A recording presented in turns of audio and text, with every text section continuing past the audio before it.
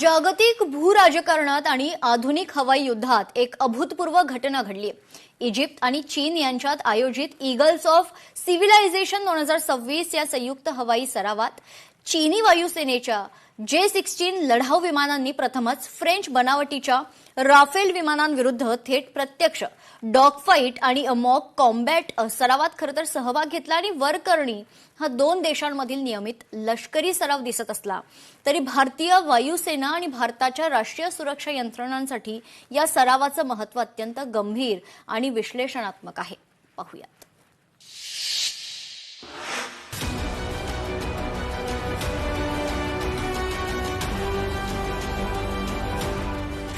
चीनचे J-16 ला राफेलचे आव्हान देण्याच्या तयारीत। ईगल्स ऑफ सिव्हिलायझेशन 2026 मध्ये झाली चाचणी। सरावातील डॉग फाईट भविष्यातील हवाई युद्धाची नांदी। इजिप्तनं त्यांच्या हवाई दलात फ्रेंच बनावटीची राफेल विमानं समाविष्ट केली। दुसरीकडे चीननं आपल्या ताफ्यातील सर्वात शक्तिशाली 4.5 जनरेशनचे मानले जाणारे J-16 हे जुळे इंजिन असलेले हेवीवेट लढाऊ विमान या सरावासाठी इजिप्तमध्ये पाठवले।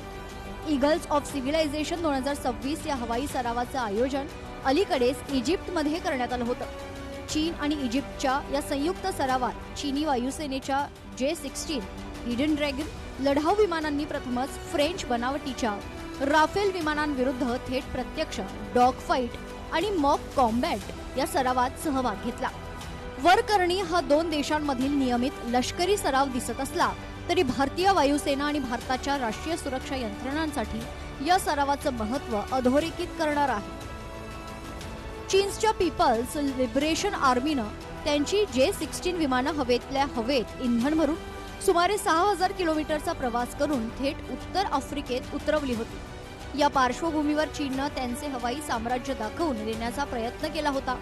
चीनी विमानाला पाश्चात्य तंत्रज्ञानावर आधारित अव्वल दर्जाच्या राफेल विमानाशी प्रत्यक्ष युद्ध सरावात भिडण्याची ही पहिलीच वेळ ठरली। या सरावादरम्यान दोन्ही विमानांनी 1-on-1 dog fight, electronic warfare आणि आधुनिक रडार क्षमतेच्या चाचण्या घेत आपापल्या कमाल मर्यादांचं सामर्थ्य जगाला दाखवून दिलंय। इजिप्तमध्ये झालेला हा हवाई सराव भारतासाठी अत्यंत महत्त्वाचा ठरलाय। भारत पाकिस्तान यांच्यातील लष्करी तणाव आणि ऑपरेशन सिंदूर नंतर दोन्ही देशांमधील हवाई सुरक्षा पूर्णतः बदलली।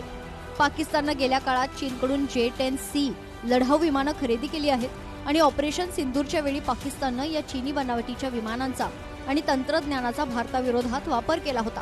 त्यामुळे यापुढे पाकिस्तान चीनकडून त्यांची J-16 विमानं घेण्याची शक्यता आहे। त्यामुळे पाकिस्तानकडे असलेल्या लढाऊ विमानांना तोडीस तोड अशा प्रतिहल्ला करणारी विमानं हवी आहेत। त्यामुळे ईगल्स ऑफ सिव्हिलायझेशन 2026 च्या आयोजनावर सरकारचं बारीक लक्ष होतं। ऑपरेशन सिंदूर मध्ये भारतीय राफेल आणि हवाई दलाच्या आक्रमक कामगिरीमुळे पाकिस्तानला त्यांची अनेक लढाऊ विमानं गमवावं लागली।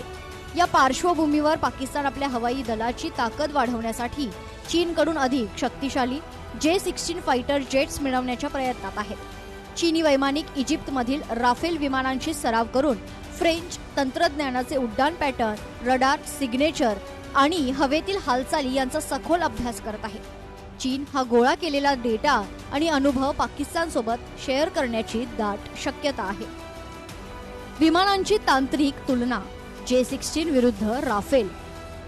दोन्ही विमानं 4.5 जनरेशन प्रगत असली तरी त्यांच्या रचनेत फरक आहे। चीनचे J-16 हे रशियन बनावटीच्या Su-30 चे चीनी प्रगत रूप मानले जाते। हे दुहेरी इंजिन असलेले 2 आसनी आणि वजनदार विमान आहे। यामध्ये आधुनिक AESA रडार, लांब पल्ल्याची PL-15 आणि PL-17 क्षेपणास्त्र वाहून नेण्याची क्षमता आहे।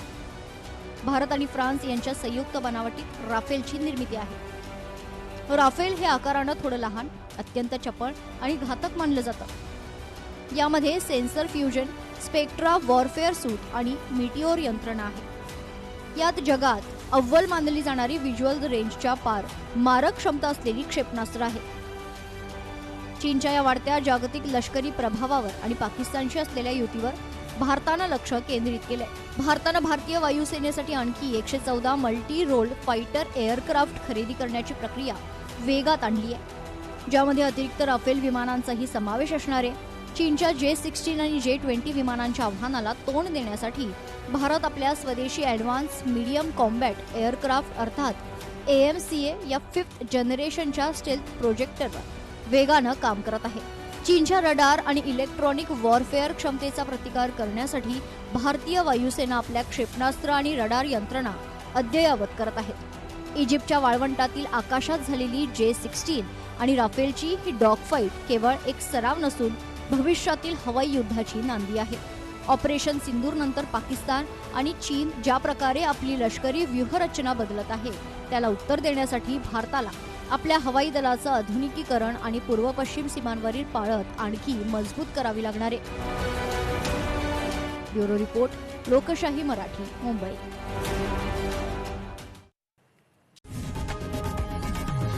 लोकशाही मराठी ऐका, पहा, जागरूक रहा.